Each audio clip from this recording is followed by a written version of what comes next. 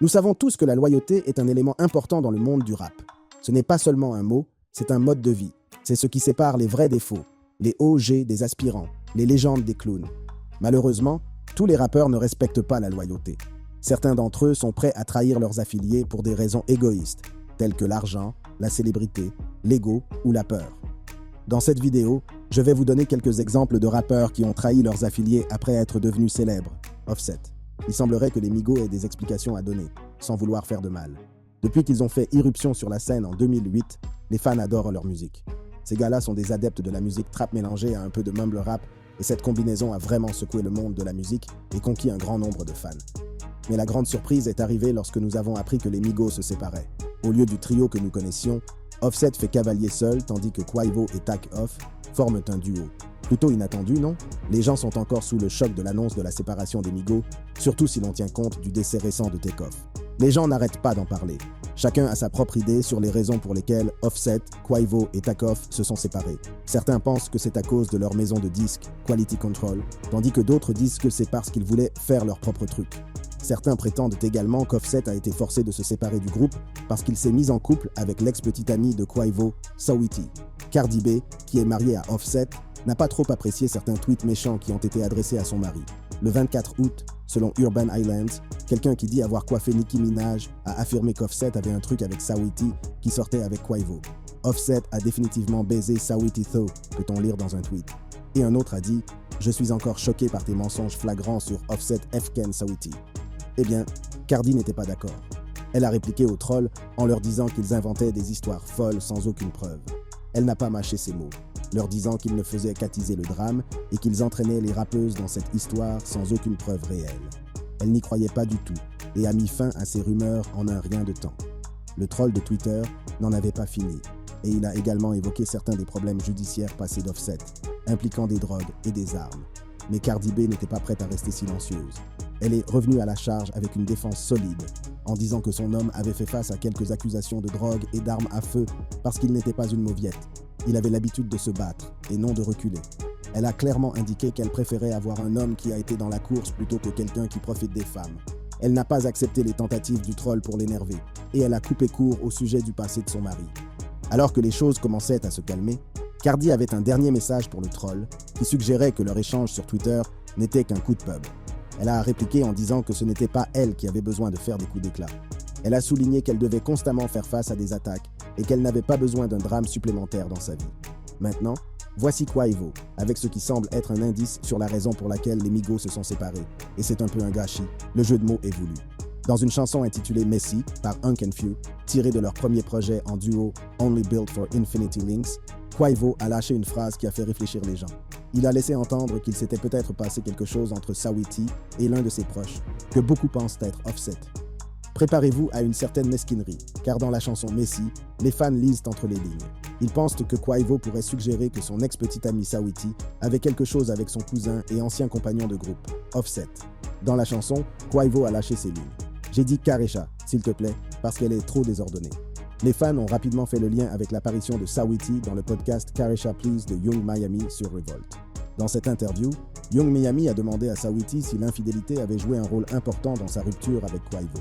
Les paroles de Quavo semblaient faire allusion à cette situation. « Bitch fucked my dog behind my back, but I ain't stressing, not at all, and you wanted the gang, you should have just said it, we would have blessed it. » Tu aurais dû le dire. Maintenant, c'est le bordel. Et c'est à ce moment-là que la rumeur s'est emballée. Les gens sur les médias sociaux ne pouvaient pas s'empêcher de spéculer que Saweetie et Offset pourraient avoir eu une relation amoureuse. Certains fans ont souligné que Quavo avait déjà accusé Offset de ne pas être loyal et que ses paroles semblaient jeter de l'huile sur le feu. D'un autre côté, certains pensent que Quavo utilise les rumeurs pour créer un buzz autour de leur musique. Dans le podcast Big Facts de Revolt TV, Quavo a parlé de choses importantes comme la famille, la loyauté et la cohésion. Il a expliqué qu'ils avaient espéré une carrière durable en tant que duo, grâce à leur éducation, qui leur a enseigné l'unité. Cependant, il a reconnu que parfois les choses ne marchent pas, et c'est normal que ce soit le cas. Malheureusement, Takeoff, l'un des membres du trio, a perdu la vie le 1er novembre 2022, après avoir été abattu à l'extérieur d'une fête privée à Houston, au Texas. Cette tragédie a secoué la communauté hip-hop et a laissé les fans pleurer sa disparition et se souvenir de ses contributions. Offset et Quavo se sont rendus sur les médias sociaux pour exprimer leur chagrin et leur amour pour leurs cousins et compagnons de groupe. Ils se sont engagés à continuer à faire de la musique en sa mémoire et en son honneur. Way-N-W Melly. Lorsque Way-N-W Melly, rappeur en pleine ascension originaire de Floride, a perdu 2 de ses amis proches en octobre, il s'était penché sur Instagram. Dans son message, il a exprimé son profond chagrin à l'aide d'émojis de cœur brisé et a appelé ses amis ses frères. Il a écrit « Ils m'ont enlevé mes frères par jalousie. Je sais que vous veillez sur moi. Vous avez probablement entendu parler de Way-N-W Melly et de son procès pour meurtre, mais il y a encore beaucoup de choses qui ne sont pas claires. Oui, il est vrai que Way-N-W Melly, de son vrai nom Jamel Maurice Demons, attend son nouveau procès pour la mort de ses 2 amis, Wayne Juvie et Wayne Sackchaser. Ce qui n'est pas si clair, c'est la raison pour laquelle il a fait une telle chose. À l'époque, Jamel Maurice Demons, plus connu sous le nom de Wayne Melly, n'avait que 19 ans et était en pleine tournée nationale. Si vous consultez son Instagram, vous verrez les symboles classiques de la célébrité du hip-hop partout. Des piles d'argent, des bijoux en diamants étincelants et un grill en or tape à l'œil qui couvre ses dents. Bien que la raison exacte de cette tragédie n'ait pas été entièrement expliquée, de nombreuses personnes ont avancé des théories sur la raison pour laquelle Melly aurait pu prendre la vie de ses amis, Way-N-W Juvie, dont le vrai nom est Christopher Thomas, Jr., et Way-N-W Sackchaser, dont le vrai nom est Anthony Williams. Voici une théorie qui circule au sujet des meurtres. Certains pensent que c'est une question d'argent. Way-N-W Melly en aurait eu assez de s'occuper de ses 2 copains parce qu'il était devenu le membre le plus prospère de leur groupe. Et puis, il y a une autre idée qui circule. On dit que les choses se sont tendues entre Melly et Sackchaser et que cette tension a dégénéré en violence. Sackchaser semblait avoir un complexe de pouvoir et aurait même intimidé d'autres personnes. On dit même qu'il a menacé la mère de Melly à un moment donné. Mais honnêtement, il ne s'agit là que de suppositions et de ragots. Si la police est convaincue que Melly est responsable de la mort de ses amis, elle se demande encore quelles en sont les raisons exactes. Lorsque la fusillade a éclaté, Melly n'a pas été menottée tout de suite. On aurait dit que ses amis avaient été pris dans une fusillade. L'arrestation repose sur ce qui s'est passé avec Anthony Williams et Christopher Thomas Jr., tous 2 originaires de Vero Beach, en Floride. Selon la police de Miramar, le 26 octobre à 4h35 du matin, Cortland Henry, également connu sous le nom de Way-N-W Bortland, s'est rendu à l'hôpital Memorial Miramar avec les 2 hommes dans la voiture. Ils avaient été touchés par de multiples coups de feu et, malheureusement, le personnel de l'hôpital les a déclarés morts. Une caméra de surveillance a filmé la scène au moment où Melly et ses amis sortaient du studio après une séance nocturne. Selon le récit d'Henry à la police, il venait de terminer, avec les 2 victimes, une séance en studio qui s'était prolongée jusqu'aux petites heures de la nuit. Alors qu'il s'éloignait de l'autoroute, une voiture s'est arrêtée sur son côté et des coups de feu ont éclaté.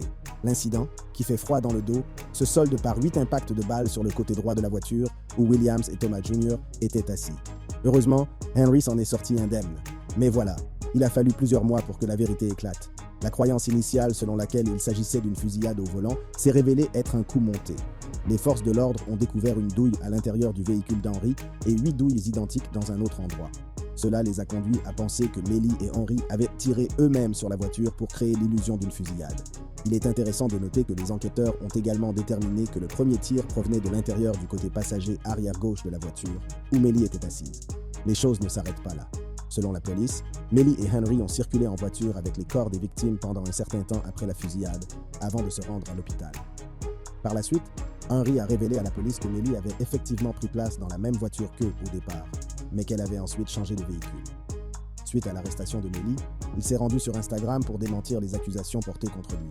Bien que le post ait été supprimé, il a écrit « Malheureusement, beaucoup de rumeurs et de mensonges sont dits, mais pas d'inquiétude, Dieu est avec moi. » Au fil du temps, la police a communiqué davantage d'informations sur son enquête, notamment des relevés téléphoniques qui semblent montrer que Melly était présente au moment des meurtres.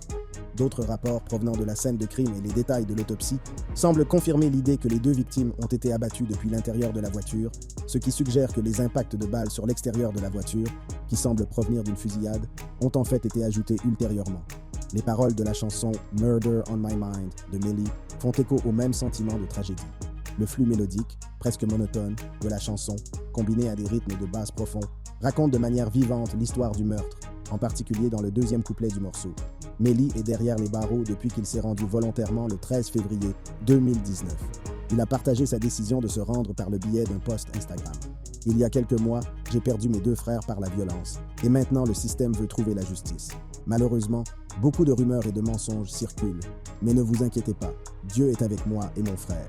Alors que son procès s'ouvrait, le compte Instagram de Melly encourageait les gens à regarder les débats en streaming sur Law & Crime et demandait des prières.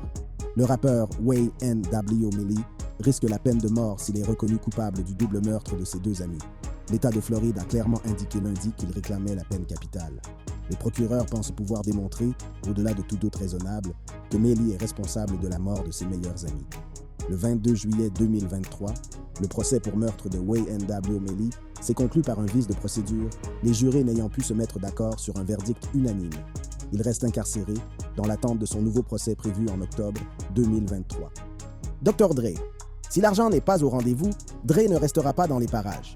Dr. Dre occupe une place importante dans l'histoire du hip-hop avec certains des albums et des artistes les plus cool de tous les temps. Mais avant d'atteindre le statut de milliardaire et de devenir un nom connu de tous, il faisait partie de NWA, un groupe qui a changé la donne du gangsta rap et du hip-hop de la côte ouest à la fin des années 80. NWA peut sembler vieux jeu pour les jeunes fans de rap d'aujourd'hui, mais ce sont les OGs qui ont ouvert la voie à presque tous ceux qui ont suivi. À l'époque, ils étaient les pionniers.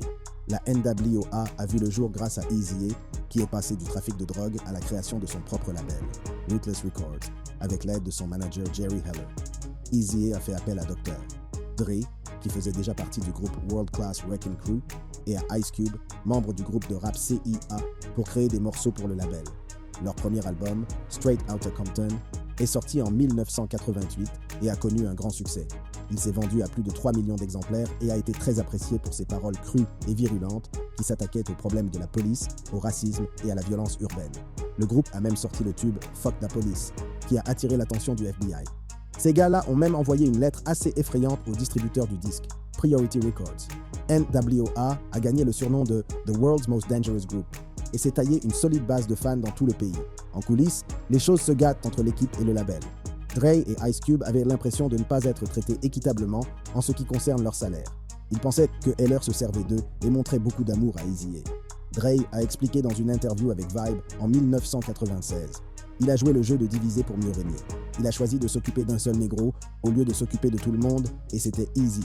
Et Eazy s'est dit « Eh bien, merde, on s'occupe de moi, alors on s'en fout ». MC Ren, un autre membre de NWA, a déclaré qu'ils étaient coincés dans des appartements ordinaires, tandis que Heller et Eazy-E se la coulaient douce dans de grandes demeures. Ice Cube a même déclaré que Heller avait fait des choses louches, ne lui donnant pas ce qui lui était dû, et qu'Eazy-E avait cédé ses droits musicaux à Heller sans même lui demander son avis. En 1989, Ice Cube quitte NWA et Ruthless Records, refusant un contrat injuste. Il s'est lancé en solo et a sorti quelques titres dissuasifs à l'égard de son ancienne équipe. Dr. Dre s'accroche à NWA pendant encore un an, produisant leur deuxième album, Niggas Cat Life, qui cartonne en 91. Mais il est de plus en plus mécontent de la gestion de Heller et de la mainmise d'Eazy-E sur le label. Il voulait faire ce qu'il voulait, avoir son mot à dire sur sa musique et collaborer avec d'autres artistes en dehors de Ruthless Records, comme Snoop Dogg, qu'il avait découvert. En 1991, Dre rencontre Suge Knight, un homme qui a le sens de la rue et des relations dans le domaine de la musique. Suge a dit qu'il aiderait Dre à se libérer de Ruthless Records et à créer son propre label. Certains disent que Suge a utilisé des tactiques peu agréables pour inciter Heller et Eazy-E à laisser partir Dre, comme des menaces et des coups durs. Lorsque Eazy-E ne veut pas lâcher Dr. Dre et The DOC, Suge Knight passe à la vitesse supérieure. Il a dit à Eazy-E qu'il avait kidnappé Jerry Heller et qu'il le gardait enfermé dans une camionnette. Mais même cela n'a pas réussi à faire fléchir Eazy-E. Suge Knight a alors franchi une étape supplémentaire et est devenu plus personnel. Il a tendu à Eazy-E un morceau de papier avec l'adresse de la mère d'Eazy, en lui disant « Je sais où ta mère habite ». Finalement, Eazy-E a cédé, signant les papiers pour laisser partir Dr.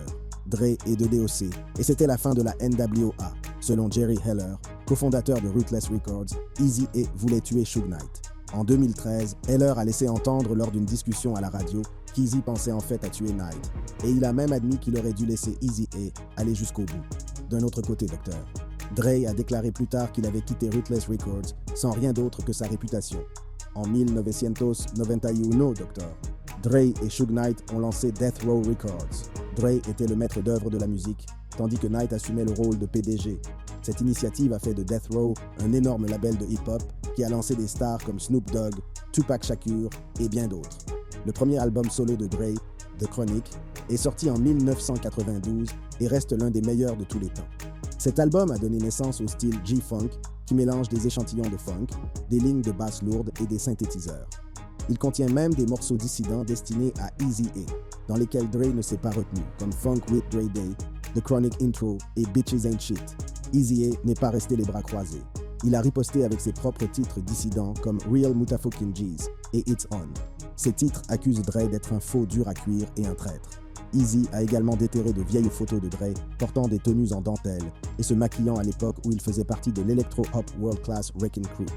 Ce va-et-vient entre Dre et Eazy-E a déclenché une méchante querelle entre leurs labels Death Row Records et Ruthless Records. On parle de fusillade, de passage à tabac, de vol et de menaces. Cette querelle a également joué un rôle dans la bataille entre Bad Boy Records et Death Row Records au milieu des années 90, entre la côte Est et la côte Ouest.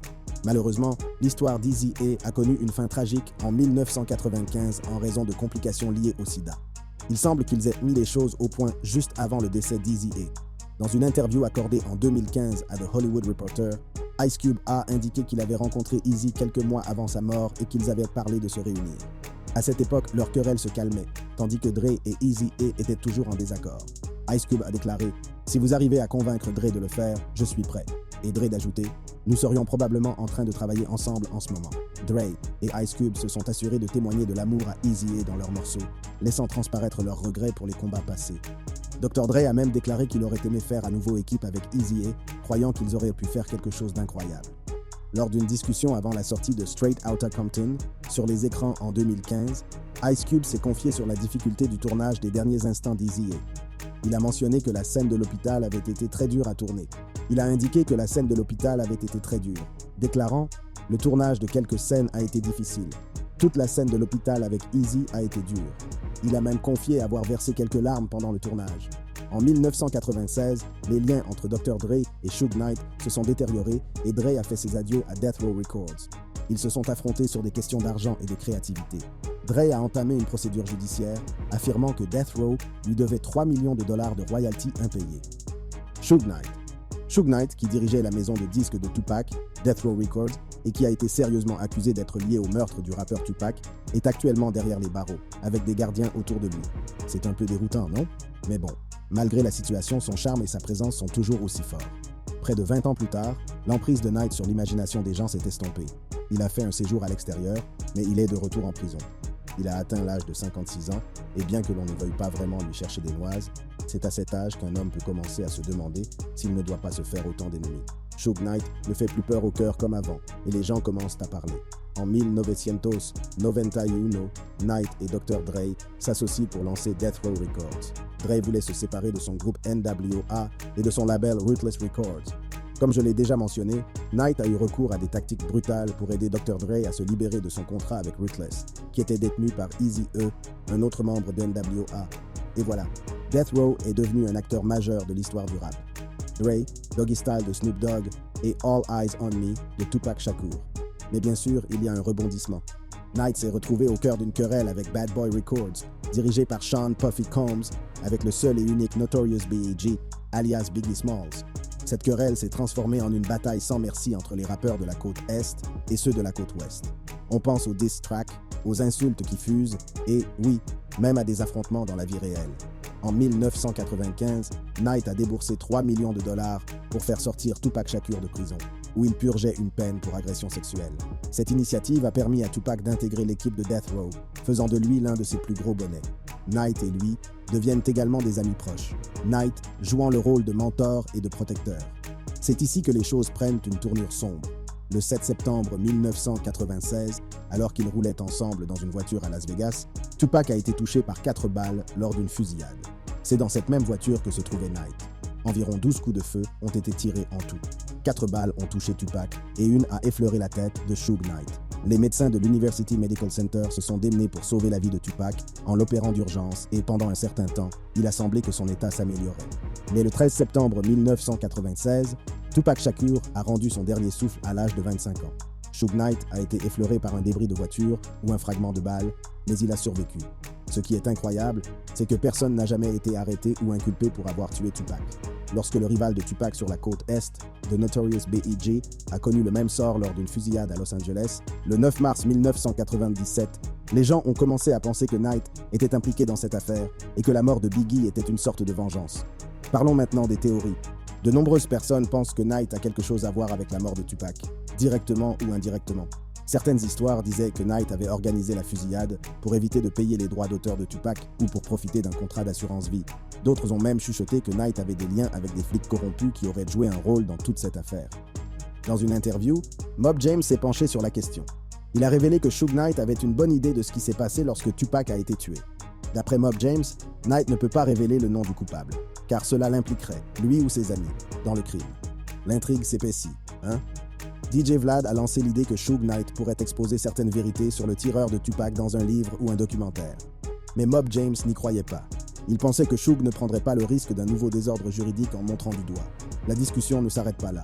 Ils ont également parlé des problèmes d'argent de Suge Knight. Mob James a révélé que Suge a eu des problèmes d'argent après avoir perdu le contrôle de Death Row Records lorsqu'il a été enfermé. Mais il a des amis comme Ray G et Nick Cannon qui pourraient l'aider à s'en sortir. Mob James pense que Suge ne vendrait pas l'assassin de Tupac pour de l'argent. Il convient de noter que nous ne pouvons pas prouver les propos de Mob James, mais étant donné le genre de vie que menait Suge Knight, il n'est pas exagéré de penser qu'il savait de quoi il parlait.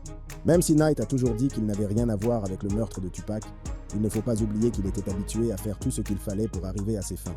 Il avait la réputation d'utiliser l'intimidation comme s'il s'agissait d'une stratégie commerciale sous stéroïdes. On raconte qu'il a fait se déshabiller un cadre musical rival dans une salle de bain, puis qu'il l'a fait se pavaner dans les locaux de sa propre entreprise, à poil.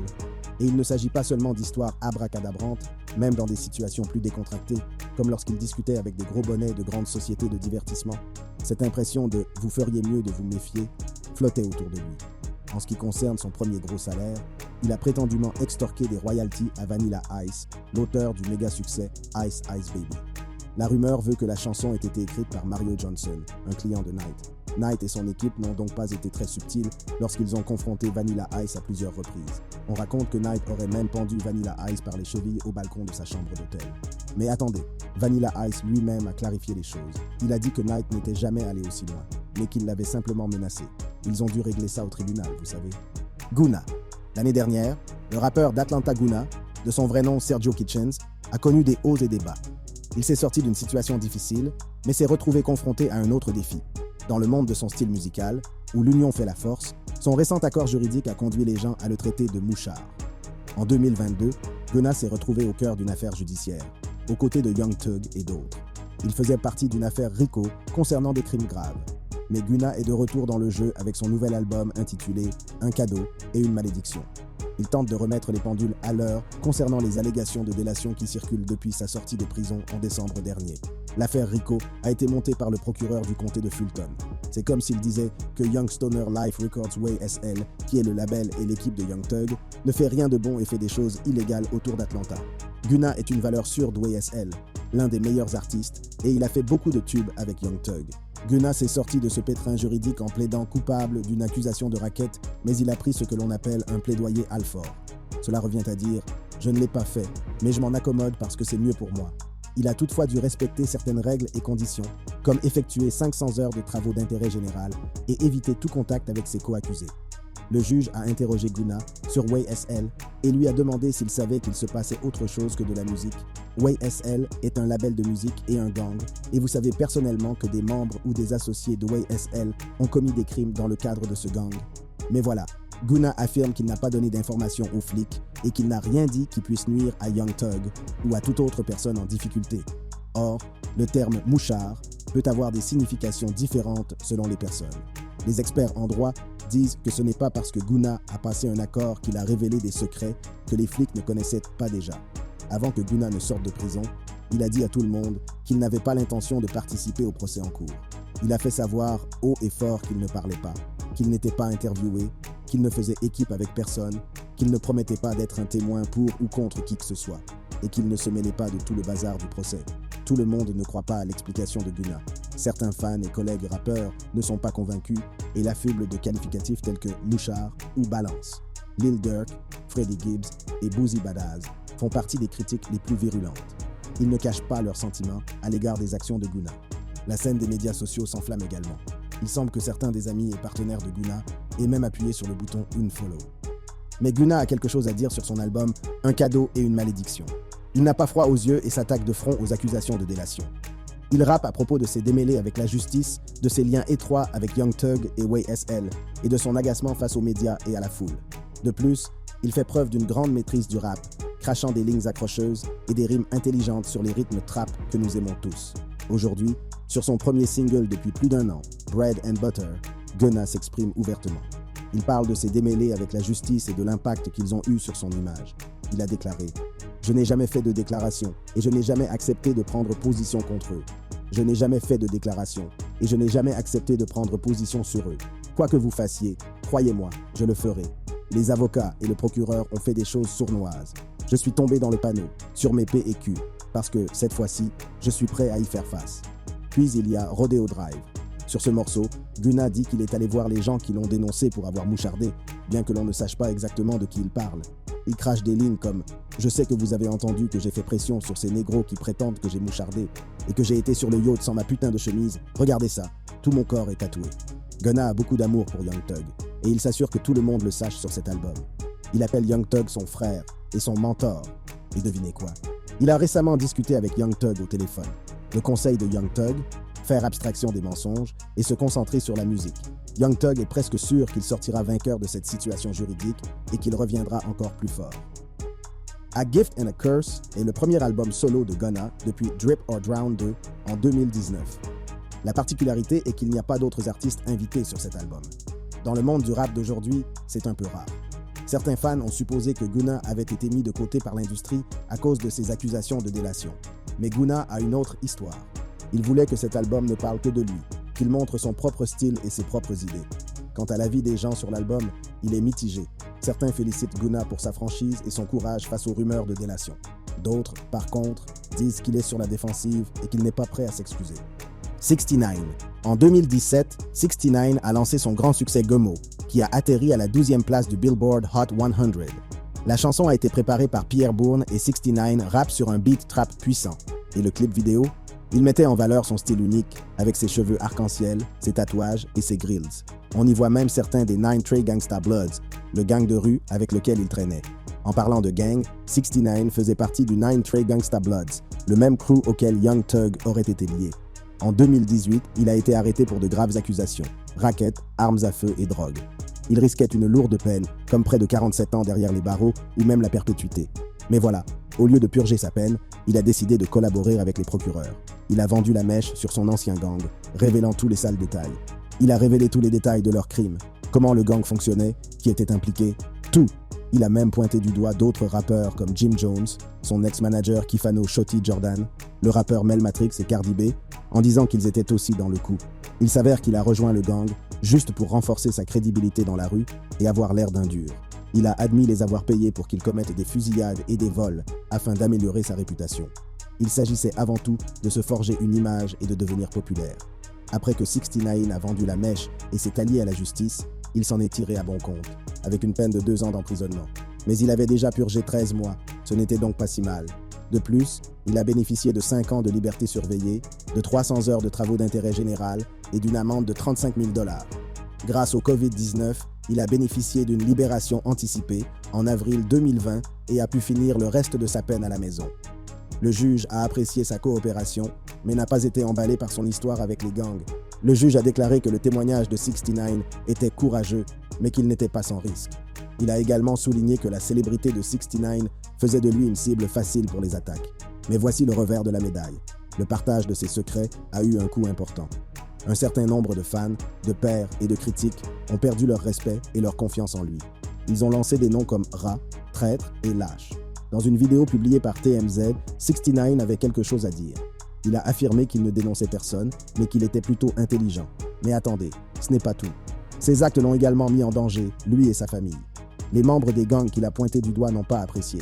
Pour rester en sécurité, il a dû renforcer son dispositif de sécurité et continuer à se déplacer. Il a également dû faire face à des problèmes juridiques de la part de ceux qui l'avaient dénoncé et de ses ennemis qui mettaient en doute son honnêteté. Ils l'ont poursuivi en justice pour obtenir des dommages et intérêts et lui ont fait passer un mauvais quart d'heure. Lil Durk. Lil Durk est désormais hors de cause. Il est libéré des accusations de tentative de meurtre qui pesaient sur lui. Tout a commencé en 2019, lors d'une fusillade près du Varsity, dans le centre-ville d'Atlanta. Lil Durk, un rappeur bien connu de Chicago, s'est retrouvé mêlé à l'affaire. Les accusations étaient sérieuses puisqu'il aurait participé à une fusillade au cours de laquelle un homme a été grièvement blessé et a perdu 30 000 $ et une chaîne en or. Cet incident s'est produit le 5 février 2019, quelques jours seulement après le Super Bowl qui s'est déroulé dans la même ville. L'endroit où tout s'est passé était juste à l'extérieur de The Varsity, un célèbre point de repère et restaurant. L'homme qui a été abattu est Alexander Weatherspoon. Il avait 23 ans à l'époque. Il a été touché une fois à la cuisse, ce qui n'est pas rien. Après s'être fait tirer dessus, Weatherspoon a traversé la rue en courant, mais il n'a pas pu tenir longtemps. Il a fini par tomber juste devant un salon de cigares situé à proximité. Le rapport de police indique qu'il a été transporté d'urgence au centre médical d'Atlanta parce que la balle avait touché l'artère fémorale de sa jambe. Une intervention chirurgicale a été nécessaire et il s'en est fallu de peu. Sur les lieux de la fusillade, la police a trouvé un tas de douilles provenant de différentes armes dans le parking. Ils y ont également trouvé une arme de poing de 9 mm. Le fait est que tout cet incident a été filmé. Les caméras de surveillance du Varsity et du bar à cigares tournaient. Ces caméras ont été la clé de toute l'enquête. La victime, Alexander Weatherspoon, avait de l'argent liquide sur lui cette nuit-là et la police dit qu'il s'agissait d'environ 30 000 $. D'après ce que les policiers ont déclaré au tribunal, Lil Durk et Davon Bennett, également connus sous le nom de King Von, faisaient partie de gangs de Chicago et savaient d'une manière ou d'une autre qu'il y avait de l'argent sur lui. C'est pourquoi la victime a pu être ciblée. La victime, Alexander Weatherspoon, a reçu une balle dans la cuisse et a survécu à l'attaque. Lil Durk, de son vrai nom Durk Derrick Banks, devait répondre de plusieurs chefs d'accusation graves, tels que tentative de meurtre, coups et blessures, possession d'une arme à feu lors de la perpétration d'un crime et autres délits. Mais ces charges ont été abandonnées et il est tiré d'affaire. En mai 2019, Durk a pris une décision audacieuse. Il s'est rendu aux autorités. Il s'est montré catégorique sur son innocence et a déclaré « Je n'ai rien à cacher, je n'ai rien à fuir. Nous avons découvert que nous avions un mandat alors que nous étions en tournée. Dès que j'ai su, je suis immédiatement revenu », a-t-il déclaré à l'époque. Il a même transformé cette expérience en un morceau intitulé « Turn Myself In ». Avançons un peu. En octobre 2022, le bureau du procureur du comté de Fulton a abandonné les poursuites contre Lil Durk. La raison invoquée est la discrétion du procureur, ce qui est une façon élégante de dire qu'ils ont décidé de ne pas aller de l'avant avec l'affaire. La motion d'abandon des charges stipule que, oui, il semblait y avoir une bonne raison d'arrêter Durk au départ, mais qu'après avoir examiné tous les faits, ils ont choisi de ne pas poursuivre l'affaire. L'avocat de Lil Durk, Manny Arora, est intervenu à son tour. Il a déclaré que l'État n'avait pas pu prouver ce qu'il avançait et que Lil Durk était en fait innocent. Il a fallu un certain temps, 3 ans en fait, pour que l'État prenne la bonne décision, mais il l'a finalement fait. L'avocat de Durk a souligné qu'il pouvait enfin mettre toute cette histoire derrière lui. Mais vous savez ce que c'est. Quand il y a de la fumée, il y a parfois du feu. Certains fans et détracteurs de Durk ont commencé à parler. Ils se demandaient si Durk n'avait pas fait quelque chose en coulisses pour que les charges soient abandonnées. Certains pensaient qu'il avait peut-être dénoncé quelqu'un d'autre pour sauver sa peau. Ils ont pointé du doigt son ami et collègue King Von, qui a malheureusement été tué par balle à Atlanta en novembre 2020. Les gens ont même supposé que Durk aurait pu dénoncer Weatherspoon ou d'autres membres de gangs liés à la fusillade. Sur les réseaux sociaux, le débat s'est amplifié. Un internaute a déclaré « Il a balancé les morts, dénoncé Von, dénoncé les morts et abandonné les poursuites. Il a dénoncé le mort, il a dénoncé Von, il a dénoncé le mort et il a abandonné les poursuites. » Mais il y avait aussi des gens qui soutenaient Durk. Ils l'ont défendu et ont dit qu'il n'avait dénoncé personne. Au contraire, ils pensaient qu'il avait utilisé son argent et son équipe d'avocats pour lutter contre les accusations. Ils ont également souligné qu'il n'y avait aucune preuve que Durk faisait partie d'un gang ou que la fusillade avait quelque chose à voir avec les gangs. Mais voilà, Lil Durk est resté muet sur toutes ces allégations de mouchardage et sur l'affaire de l'abandon des poursuites. Mais devinez quoi? Récemment, il nous a donné un indice. Il a partagé un document sur ses stories Instagram. Il s'agissait d'une note datant de juin 2013, au moment de son arrestation. Et cela était écrit en grosses lettres claires. Il n'a pas craché le morceau. Lorsqu'il a été interrogé, il a tenu bon et a demandé un avocat. En gros, il a joué intelligemment et n'a rien donné. Alors oui, la grande question se pose depuis un moment. Durk a-t-il parlé? Eh bien, la réponse est là, sous nos yeux. Il a montré qu'il refusait de coopérer à l'époque. Il a définitivement l'intelligence de la rue et sait comment se comporter dans une situation difficile. C'est ce qu'on appelle une décision intelligente. C'est tout pour cette vidéo, chers fans de rap. Si vous voulez voir des histoires similaires sur le monde du rap, cliquez sur l'une des cartes à l'écran.